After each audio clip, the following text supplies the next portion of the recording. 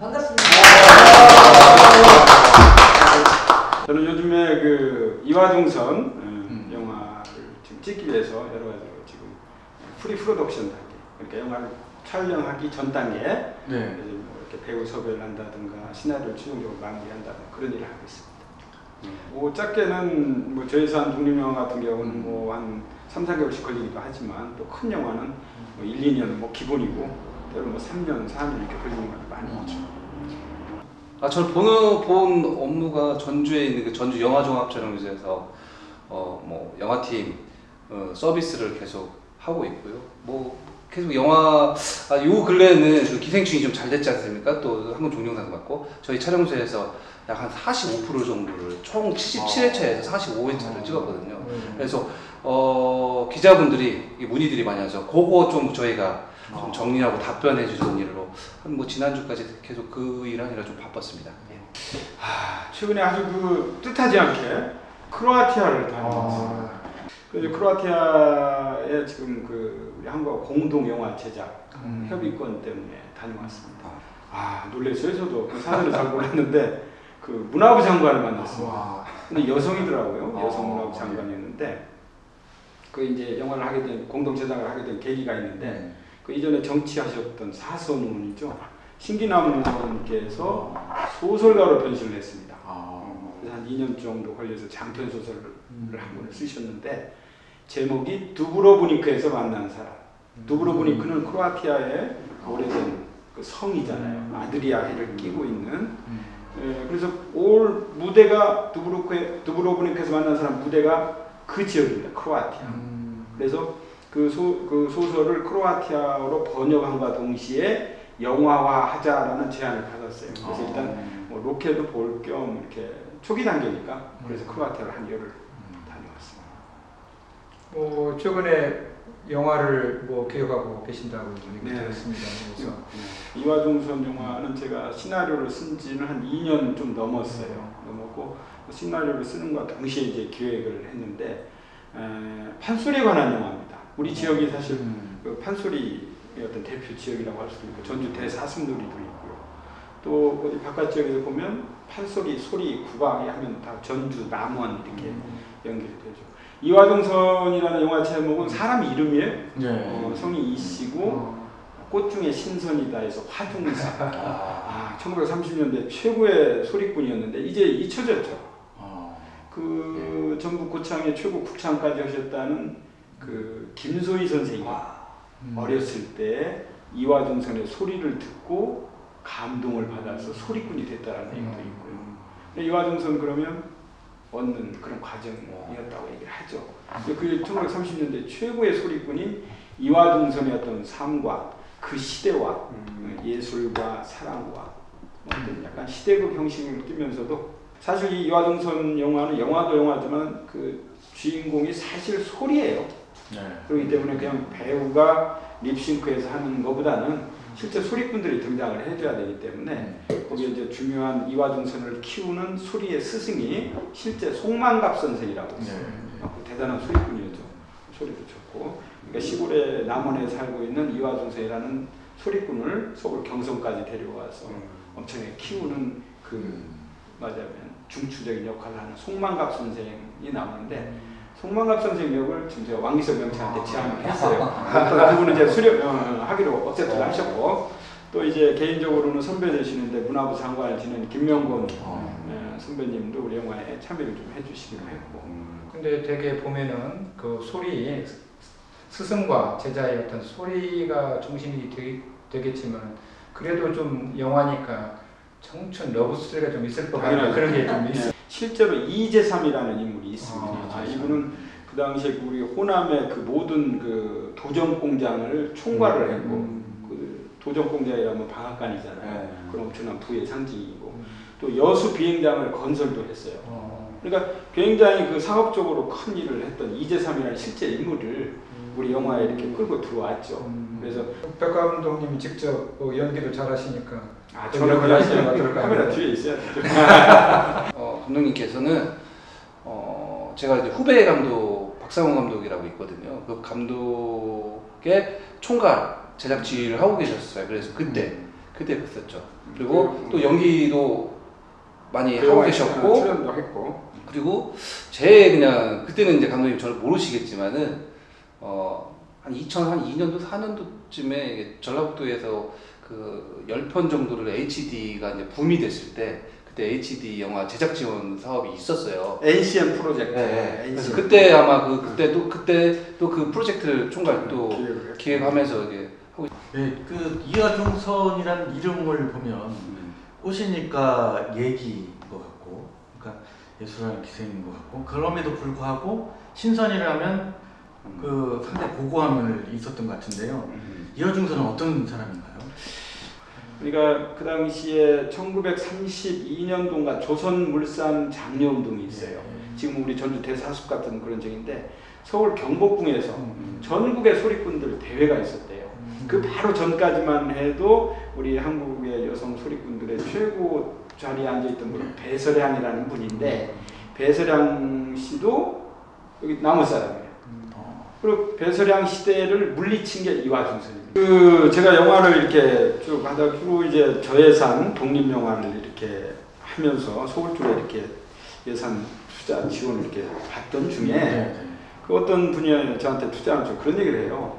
그 영화도 이렇게 늦게 시작을 하고 이제 나이도 좀 있는데 그 저예산 독립 영화 이제 그만하시죠. 그 돈도 안 되는 일 왜 합니까? 그런 얘기를 하면서 큰 것을 한번 해보세요라고 이렇게 얘기했는데 그게 머릿속에 제가 또 돌아왔어요. 사실 제가 영화를 크고 좋은 한국 영화사에 길이 남을 만한 영화를 한번 하는 게 쉽지 않겠느냐. 시간이 좀 걸리더라도. 근데 그때 그 얘기를 듣고 뭔가 좀 깊이 생각이 드는 바가 있어서 그럼 이제 시나리오를 써야 되는데 그래서 시나리오를 찾고 고민하던 중에 우연하게 이화중선 얘기를 듣게 됐고 사실 제 젊었을 때 처음 영화를 시작하려고 했을 때 그 무렵에 제가 소리를 굉장히 좋아했었어요.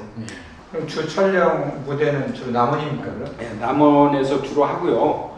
그 일단 이제 세트는 1930년대 세트를 지어야 됩니다, 사실은. 근데 현재 계획은 전국 남원에 이전에 임권택 감독이 있었던 찍었던 춘향전 동네가 좀 있어요. 네, 그걸 좀 리모델링을 해서 거기가 어렸을 때 경성 가기 전까지 이화중선 좀 무대를 쓰고 그리고 경성의 무대하고 만주 일본 무대가 좀 있는데요. 그건 이제 예산이 만약에 맞춰지면 세트를 그 거리를 지을 것이고 그러지 않으면 요즘에 뭐 좋은 그 30년대 분위기 나는 그 로케이션 많이 있잖아요.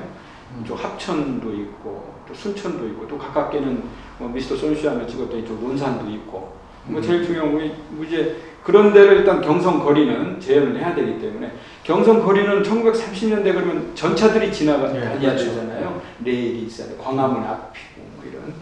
그래서 아마 그 예산 그 버젯에 따라서 별도로 지을 건지 아니면 기존에 있는 세트를 좀 리모델링해서 활용할 것인지 그렇게 지금 연구하고 있어요. 뭐 이제 저희 촬영소에 오신 분들은 알겠지만 촬영 오시면은 야외 세트장이 있어요. 야외 세트장에다가 그 한 20억 정도로 들여가지고 봉준호 감독이 그러니까 영화 속에서 그냥 박사장의 그 저택을 지었죠. 송강호 배우가 하는 그 지하 반지하. 그러니까 반지하는 사실은 이제 고향에 있는 아쿠아 스튜디오에서 이제 지하로 이어지는 통로, 지하방 뭐 이런 것들을 저희 세트장에서 지어가지고 촬영을 했죠. 그러니까 작년 아마 한 4월부터 한 9월 정도까지 세트 시공하면서 그 작년 여름을 기생충이 저희 촬영소에서 머무르면서 찍었었죠. 그 아버님 영향이 사실 그 큰데요. 어렸을 때 그 어린 초등학교인 저한테 생일 선물로 노란 꽃무늬의 그 소월 시집을 사주셨어요. 그러니까 영화하고 이 문학이 아버님한테 온 자양분이죠. 그래서 그 뭐 글 쓰는 것도 되게 자연스럽게 익숙해지고 또 우리 젊은 시절에는 글 쓰고 영화 보는 게 온통이었죠. 그러니까 제 삶을 지금 두 가지의 축은 문학하고 영화 뭐 이렇게 될 수밖에 없는 게 자연스럽게 이렇게 된 것 같습니다. 그 최근에 그 최백호 선생님하고 또 작가의 뮤직비디오까지 출연하셨고 작사를 직접 하신 무창포라는 곡이 있었는데 참 낭만이 이런 것인가. 네, 좋습니다. 무창포는 이제 제 시 중에 한 편인데 그 우연치 않게 이제 최백호 선생님도 알게 됐고 그분이 굉장히 그 시를 좋아하시면서 노래로 작곡을 해보겠다고 하셔서 하셨어요. 근데 대부분 또 최백호 선생도 그렇게 작곡하는 게 또 오래 걸린다고 하는데 한 달 만에 하셨다고 해요. 그래서 작년 2월에 음원이 나와서 사랑도 시들하고 사는 것도 짜증이 날 때 그저 하던 영화도 보기가 싫고 꽃피는 것조차 샘이 날 때 네, 개런티는 많이 받으시는 거예요? 그 저작권료인 것 네, 같아요. 네. 저작권료인데 매월 조금씩 들어오더라고요. 노래방에 들어가요. 네, 노래 여러분들이 멜론의 다운을 받는다든가 말을 가서 불러주면은 사랑을 해주시는 그렇게 조금씩. 감독님한테 또 하나 여쭤보고 싶은 게 아까 이제 어렸을 적부터 추억이 많으실 때 영화에 대한 감독님 요즘은 인생이라는 단어를 붙여야 앞에요. 감독님의 인생 영화는 무엇이 있을까요? 내 인생의 영화. 네. 저는 이제 누가 뭐라고 해도 딱 두 편을 꼽습니다. 중학교 2학년 때 보고 네. 지금까지도 잊을 수 없는 영화 그 코폴라 감독의 대부. 대부 시리즈 뭐 제 영화의 최고봉이라고 치죠. 네. 그다음에 이제 문학적으로는 이제 닥터 지바고, 닥터지바고. 보리스 파스텔로크의 닥터 지바고 두 영화를 제 인생의 영화로 삼는데 사실 또 영화를 이렇게 찍고 공부하다 보니까 또 더 좋은 영화들이 많습니다만은 내 인생의 영화 그러면 어렸을 때 봤던 그 두 편의 영화 그게 닥터 지바고하고 대부 이 영화가 제 인생의 영화라고 할 수 있을 것 같네요. 저도 어린 시절 영화는 예. 사실 아버님 촬영기로 본 영화는 그런 영화는 아니었을 거라는 문화 생각이 영화였죠. 네, 그렇죠. 그때는 뭐 전쟁 영화, 저도 기억이 납니다. 뭐 장마루촌의 이발사, 뭐 그렇죠, 6.25 전쟁 영화가 항공 영화였습니다. 항공 영화. 네. 영화. 그런 영화로서 아까 같은 감동을 받는 영화는 아니었을 거라고 네. 생각하고 그 뒤에 네. 아까 그 두 가지 영화가 인생 영화다. 예. 이해가 됩니다. 저는 그 닥터 지바고에서 그 부자 그 있잖아요. 그 사람이 나라를 이렇게 다 뛰는 장면인데 보통 그렇게 맞으면 이렇게 막 흐트러져야 되는데 정말 아름답고 이렇게 우는 그 크리샤라고 하나요? 뭐 그런 게 그 당시에 그런 게 있어서 좀 재밌었는데 저 보통 영화제를 가면 이렇게 친구들 가면 대학교 다닐 때 영화 감독을 다 맞춰요. 일단은 지적은 하고 근데 감독님 굉장히 행성하시고 그래서 그 배우를 하셔서 좋으셨을 것 같은데 아마 구척 때문에 좀 빨리 포기를 하신 건 아닌가 좀 생각이 듭니다. 요즘은 이게 지역에 계시는지 아니면은 서울에 계시는지 지역도 잘 그 모르겠어요. 주중에는 서울에 영화일 때 이제 주말에 이제 집에 이렇게 와서 있다가 또 주중에 또 서울에 가고. 네, 뭐 현재도 활발하게 활동하고 계신데 오래전부터 또 지역을 위해서 많이 공헌하신 걸로 알고 있어요. 문화저널에 참가도 하셨고 그럼. 또 무주산골 영화제에 처음 기획하셨는데 그때 에피소드 같은 거 아마 처음 시작하는 건 다 어렵잖아요. 그럼 사연 같은 게 있으실 것 같은데요. 70년대 그 시대, 그 엄혹한 시대에 문화운동을 한다는 게 쉽지는 않죠. 네. 그때 뜻있는 이쪽 언론인들, 뭐 방송인들 이렇게 해서 우리 전북 문화운동, 우리 정체성과 이런 게 있는 걸 한번 해보자 해서 문화저널을 창간을 했죠. 그때 창간 멤버인데 그때 제가 이제 편집 주간을 맡으면서 이제 원고 쓰는 것, 또 청탁하는 것, 또 인터뷰 대상자 이렇게 선정하고 한 1년, 2년 정도 그렇게 계속 했었죠. 지금 뭐 문화저널에 아주 지금은 그 재단이 돼서 아주 우리가 예상했던 거와는 달리 우리 그때는 사실 페이퍼 위주로 했었는데 요즘 보니까 문화적으로 굉장히 큰 이제 하나의 어떤 정체성이 확보된 매체로서 성장해서 보면 좋습니다. 무주 산골 영화제는 지금 올해 한 7회째인가 제가 이렇게 된 걸로 알고 있는데 그 앞서서 제가 얘기했던 어렸을 때 운동장에서 그냥 이렇게 자연스럽게 스크린 놓고 치던 그런 기억과 체험이 있어서 또 그 어떤 기회에 일본 유바리 영화제를 갔더니 일본 유바리 영화제도 또 그런 조그만 지역 영화제인데요. 그래서 그때 무주라고 하면 일단 산골이고 또 무주 리조트라는 거대한 큰 좋은 공간이 있고 이런 데서 큰 스크린을 내리고 잔디에 편안히 누워서 뭐 시원한 여름에 맥주를 한 잔씩 마신다든가 누워서 자연스럽게 영화를 보면 어떨까라는 이런 생각을 로망으로 그려왔는데 그게 어떤 우연한 기회에 그 방송국과 또 지역과 이렇게 연계가 돼서 사실 그 많은 분들을 위해 가지고 꿈과 희망 또 낭만을 개척하고 계신다고 그 생각이 드는데요. 여기서 다 하지 못한 말씀을 더듬는 심리 테스트 시간이 왔습니다. 네? 무의식의 그 감독님의 이 무의식의 탐색을 한번 해보도록 하겠습니다. 자, 이 뭘까요? 달걀 같기도 하고요. 이걸 보시고 어떤 게 생각나시는지. 네, 제가요. 네. 저는 그 그림을 딱 보니까 어떤 우주의 기운 같은 것이 좀 느껴지는 것 같기도 하고요. 또 태아, 어린 태아의 느낌도 있고 그러네요. 네. 우리 나이의 어떤 태아. 자궁, 우리 어머니의 뭐 이런 그런 것이 좀 느껴집니다. 창작의 원천, 뭐 생명 그런 창작의 시작 뭐 그런 느낌이 좀 들었습니다. 이 동그라미는 자기 자신을 뜻합니다. 그래서 감독님께서는 우주의 기운이라고 하셨는데 아마 창작의 시작 뭐 그런 말씀하신 것 같습니다. 어떻게 해석이 적절한가요? 예, 그럴 수도 있겠다는 생각이 듭니다. 저는 그 어렸을 때 인생론적이고 네. 서사적인 것을 굉장히 좋아합니다. 사실은 영화라는 그 장르가 우리 감독도 옆에 있지만 굉장히 액티브하고 다이내믹하거든요. 그런 다이내믹하고 액티브한 가운데에서도 인생의 어떤 가장 중요한 부분들, 어떤 인생론적이고 서사적인 이런 것을 저는 굉장히 좋아해서 제가 이화정선 하고 난 뒤에 두 번째 작품 어떤 거 될지는 모르겠습니다만은 굉장히 어떤 그 조그만한 이야기를 가지고 다 같이 우리 대중들이 느낄 수 있는 뭔가 어떤 큰 것을 이렇게 확산시키는 그런 영화를 한번 만들어 보고 싶은 생각도 있습니다.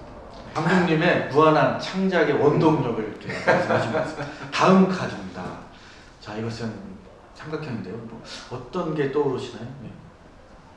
저는 이렇게 딱 보는 순간 그냥 명사로 떠오르는데 그냥 산 같습니다. 저는 그냥 산으로 저 산의 이미지로 저한테 오네요. 그 감독님 어떻게? 삼각 저 진짜 지금 배가 고파서 그런데 이것도 삼각김밥. 이거는 이제 남이 본인을 어떻게 생각하는가? 그러니까 남 이제 다른 사람이 감독님을 이제 산으로 생각하시는 거고, 네, 아마 배고파서 저희도 삼각김밥을 생각하지 않으실 것 같습니다. 네, 아마 재밌게 하시려고 이렇게 그렇게 말씀하신 것 같습니다.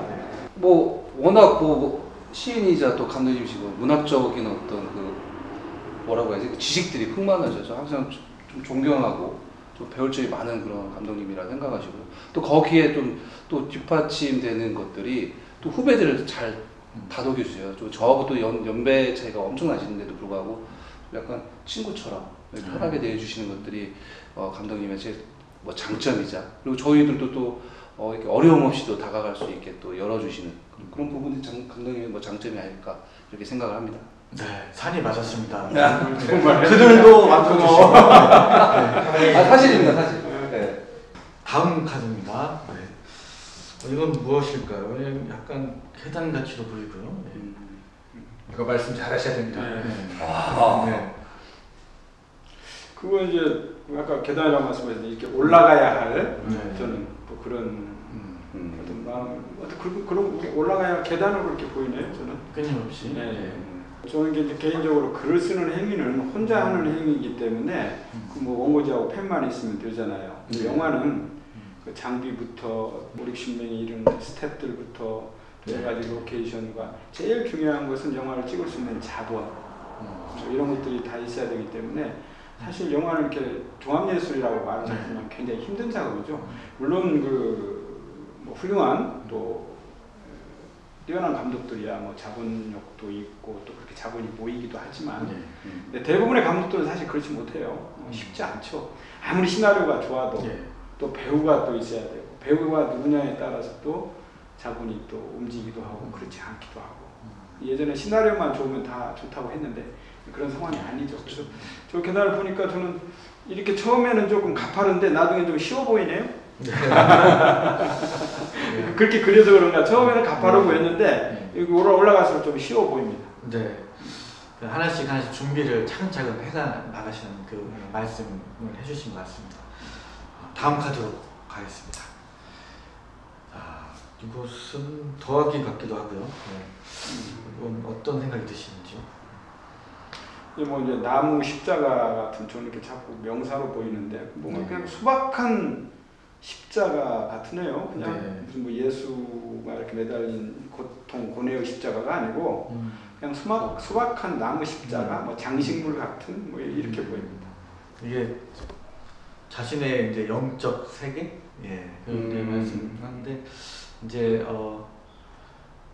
많은 그런 어려움을 이제 그 극복하신 그런 감독님의 모습, 예, 그런 어려움도 추억 같은 뭐 그런 느낌을 받았습니다. 자, 다음 카드인데요. 이 카드는 네모인데요. 어떤 이게 뭐 창문 같기도 하고 이불 같기도 하고, 네, 어떤 느낌이 드시는지? 저는 그 창문이라고 말씀하시는데 저도 그 문 창문으로 보여요. 네. 이렇게 드나드는 이렇게 쉽게 나가고 쉽게 들어올 수 있는 드나드는 창문 네. 같이 여겨집니다. 감독님 어떤 생각이? 저도 뭐 창문은 저는 창문은 아니고 뭐 문. 네, 뭐 네. 들어갈 수 있는 문. 그 영화를 하실 때 가족분들 아까 이제 감독님은 집안에 반대를 하셔서 좀 늦게 시작했다고 하셨는데 현재 영화를 할 때 가족분들의 많은 지원이 있으신가요? 뭐 처음에 아마 반대했지만 지금은 뭐 이제 잘 되도록 늘상 응원하는 쪽이죠. 예. 모든 가족들이 아마 그럴 겁니다. 이 네모는 가족을 상징합니다. 그래서 많은 지원을 든든한 이렇게 후원을 해주고 계신다는 느낌을 받았습니다. 이제 마지막 카드입니다. 네. 이거는 그 갈매기 같기도 하고요. 네. 어떤 생각이 좀 드시나요? 저는 그 갈매기라기보다 그냥 작은 동산, 두 개의 동산 같습니다. 이렇게 맞붙어 있는 두 개의 동산 정도 이렇게 보입니다. 감독님. 글쎄요. 네. 저는 3으로 보이는데 3 숫자 3. 그 예술 카드는 뮤즈가 있잖아요. 네. 네. 그 뮤즈가 혹시 있으신지 좀 궁금하네요. 네. 감독님도 아마 어떤 이 배우하고는 꼭 영화를 하고 싶다. 예술 하시는 분들 다 뮤즈가 있죠. 뮤즈는 그 예술의 원동력이 있거든요. 그렇잖아요. 어쩔 수는 없고. 저의 뮤즈? 여배우? 아니 뭐 이제 여배우일 수도 있고요. 뭐 아니 뭐 뮤즈 같이 작업을 하고 싶은 여배우들은 있죠. 저 배우는 한번 같이 해봤으면 좋겠다라는 배우는 있는데 저는 앞서도 얘기했지만 수혜라는 배우도 굉장히 괜찮게 생각합니다.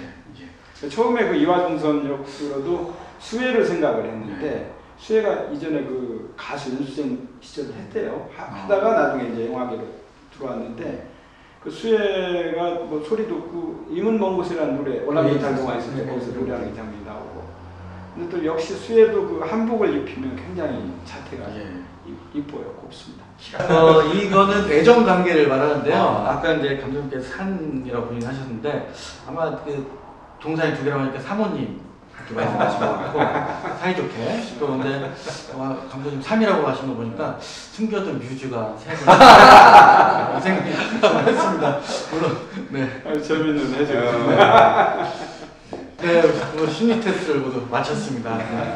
그 이화중생이라는 영화는 이제 처음에 기획을 했을 때 이렇게 100억이 넘어가는 그 큰 버젯의 영화였습니다. 사실 시대극이고 또 많은 그 스태프과 또 배우들과 또 조단력들이 있어야 되기 때문에 또 무엇보다 미술 세트가 있으면 100억이 넘는 영화였는데 이 이화중생 같은 투자자들이 그렇게 얘기를 해요. 아니 뭐 소리 영화 되겠어? 이런 영화 이렇게 뭐 왜냐면 투자사들도 뭐 입장은 이해가 되죠. 왜냐하면 그 투자한 만큼의 수익을 당연히 저기를 해야 되니까. 그럴 때마다 굉장히 좌절이 크죠. 그래서 지금 이제 이산 프로덕션하고 얘기는 좀 버젯을 바꿔서 시나리오를 다시 썼어요. 다시 딱 그 영화 60억, 한 5, 60억 정도 버젯으로 원래 내가 썼던 시나리오의 어떤 대서사, 인생론적인 것을 영화적으로 팍 줄여서 썼는데 그래서 규모를 한 5, 60억 정도로 썼습니다. 그래서 지금 투자자들하고 계속 미팅하고 있는데 이게 지금 원래 계획대로라면 이제 9월에 크랭크인을 해야 되는데 지금까지도 지금 뭐 여배우 주인공 캐스팅이 안 되고 있어서 아마 이게 10월, 11월로 넘어가지 않을까 하는 그런 우려가 있습니다. 영화라는 게 뭐 굉장히 어려운 또 계획도 이렇게 순항할 수도 있지만 그렇지 않은 경우도 많으니까 그래서 이제 그런 것들이 많이 우려가 되면서도 그래도 내 생애에 진짜 큰 영화, 어떻게 보면 저한테는 첫 상업 영화가 될 수도 있고, 그래서 끝까지 잘 준비를 해서 이 영화를 마무리해야겠다라는 그런 바람이 크죠. 또 덧붙여서 또 생각지도 않게 우리 인생은 사실 요즘 잘 아시겠지만 뜻하지 않은 방향을 가잖아요. 전혀 예상하지 않았던 그렇게 기대하고 희망하고 바라는데도 전혀 또 어떤 다른 길들이 보이기도 하고 그러잖아요. 그래서 그 신영 작가 신기남 어머님의 그 두브로브니크에서 만난 사람이라는 소설도 또 어떻게 느닷없이 그 제가 접하게 되고 그 영화와 제안을 또 받게 되고 또 그 인연으로 크로아티아까지 가서 뭐 문화부 장관을 만나게 되고 근데 이런 연유를 볼 때 어떻게 보면 이화중성과 이 두브로브니크에서 만난 사람 이 두 편의 영화가 어떻게 보면 제 인생의 어떤 마무리를 또 잘 지을 수 있는 영화가 될 것 같기도 해요. 그리고 이제 한 가지 더 욕심을 더 부리자면 아까도 모두에 말씀드렸듯이 어떤 이미지와 사운드만이 있는 영화로 어떤 인생과 이런 서사를 표현할 수 있는 진짜 멋진 자본에 구애받지 않고 예산에 구애받지 않고 그런 영화를 한번 이렇게 만드는 게 제 바람입니다. 잘 되기를 바라야겠죠. 꼭 그렇게 이루어지시기를 기도하겠습니다. 감사합니다.